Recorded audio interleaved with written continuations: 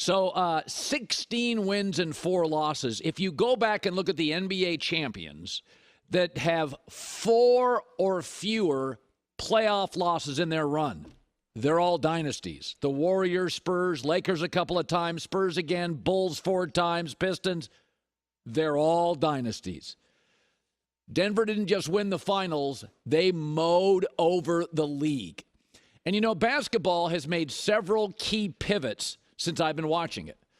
80s and 90s, back to the basket centers, highly physical, tackling was semi-allowed, physicality, rebounding, defense won.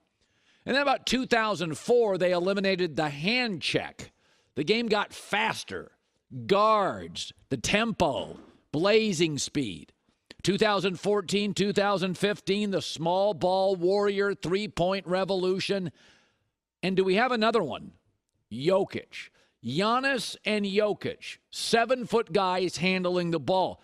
But in Jokic's case, it's the shooting, which is elite for a non-center. It's the free throw shooting. It's the passing. He's going to get a lot of centers paid.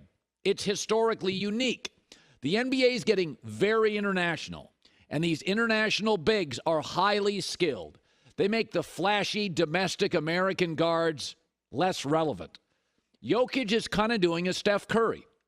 When Steph Curry came onto the scene, he got a lot of shooters paid, a lot of imitators. A lot of people thought they had in Trae Young another Steph Curry, and Trae Young's good. He's not close to Steph Curry for a million reasons. And when you have Jokic, all of a sudden now watch his influence in the league. He's going to get centers paid. People are going to ask other centers to do Jokic-like things, and he's one of one. And so is Steph. I know Steph got a lot of guys paid, and you think your shooting guard is Steph. Nah, the selflessness, the IQ, the movement, the shooting, the clutch gene. There's one Steph. And that's the thing. There was one Kareem and one LeBron. There's just one Jokic. To give you an idea, he averages just about 10 assists. You know another center they think is a good facilitator, good passer is Embiid. He averages 4, and he's not nearly as durable, and he can't shoot like this. I mean, I really like Giannis, but Giannis shoots 27% from threes. He shoots 64% from the free throw line, and he doesn't pass like this. It was about a month and a half ago where voters decided they could not give Jokic a 3rd straight MVP. And their argument was, well, come on now, that would be historic. Let me give you some history. Jokic is the first player in the NBA's entire duration to lead the NBA in points, rebounds, and assists in a playoff run. Kareem didn't do it. Hakeem didn't do it. LeBron didn't do it. Magic didn't do it. Not Shaq, not Giannis. The first and only ever. And that was the knock, right? You can't give him a 3rd straight MVP. I mean, come on. That you got to save that for guys like MJ and guys like LeBron and guys like Jokic. First player, league history. 16-4 playoff run. Let him assists, points, and rebounds. Again, this team last night shot 17% from three-point land, had twice as many turnovers, shot 56% from the free throw line, and won because of Jokic. They won all year because of Jokic. Other good players, including Jamal Murray, Michael Porter, Aaron Gordon, good staff. But Michael Porter talked about it after. Yeah, I don't really think you can put it into context. Like, Nikola, I mean, he does so many things for our team. He's so good of a basketball player. Like, I don't really think people understand how good of a basketball player he is. I mean, but to do this, you know, we're happy for him, and we're happy for everybody on the team. But I mean, Nikola, he led us all playoffs with his passing some games, scoring other games. This was a historic run. I don't know how you could say he's not the best big man ever. Well, he's certainly in that class. He's different than Shaq, who was different than Hakeem, who was different than Wilt, who's different than Kareem. But he is one of one, like LeBron and Steph and MJ. The last 15 years, let's talk mobility. Because I think the world view of the NBA, and a lot of fans don't love it, is it's too mobile. Stars are leaving. And when they leave, they win. No, let's be careful. The Warriors won pre-KD, during KD, and post-KD.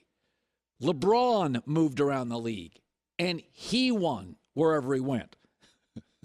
Okay, that doesn't mean it works for everybody. Inspect the league closer. Russell, MJ, Bird, Magic, Steph, Kobe, Duncan, Isaiah Thomas, Akeem, and I presume Jokic.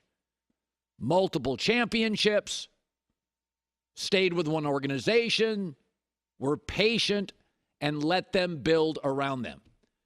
Yes, LeBron did move around a lot and won everywhere he went. But that's like saying, I don't need to go to college because Steve Jobs didn't. You're not Steve Jobs, and nobody's LeBron. Here's the big issues with mobility that we don't talk about. Often to get a star like Carmelo Anthony, remember that, Denver to New York?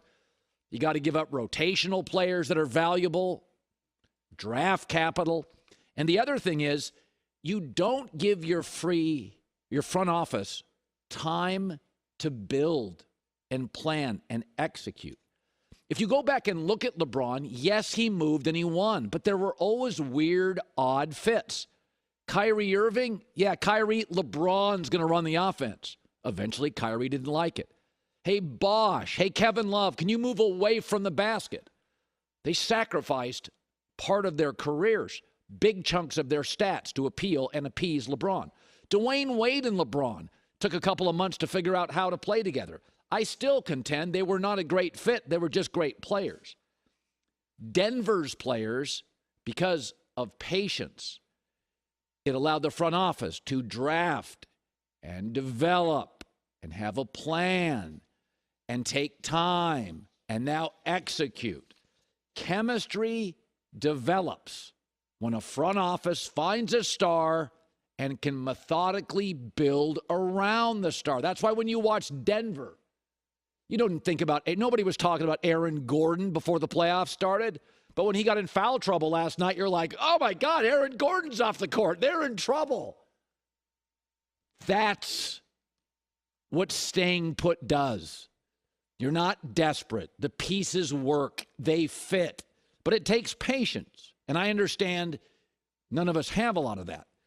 But be careful about using LeBron as mobility works. The Warriors won before KD and after him.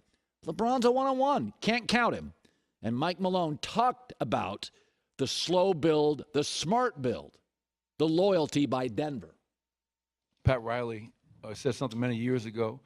I used to have it up on my board when I was a head coach in Sacramento, and I talked about the evolution in this game and how you go from a nobody to an upstart, and you go from an upstart to a winner, and a winner to a contender, and a contender to a champion. And the last step is after you're a champion is to be a dynasty. So we're not satisfied. We accomplished something this franchise has never done before, but we have a lot of young, talented players in that locker room.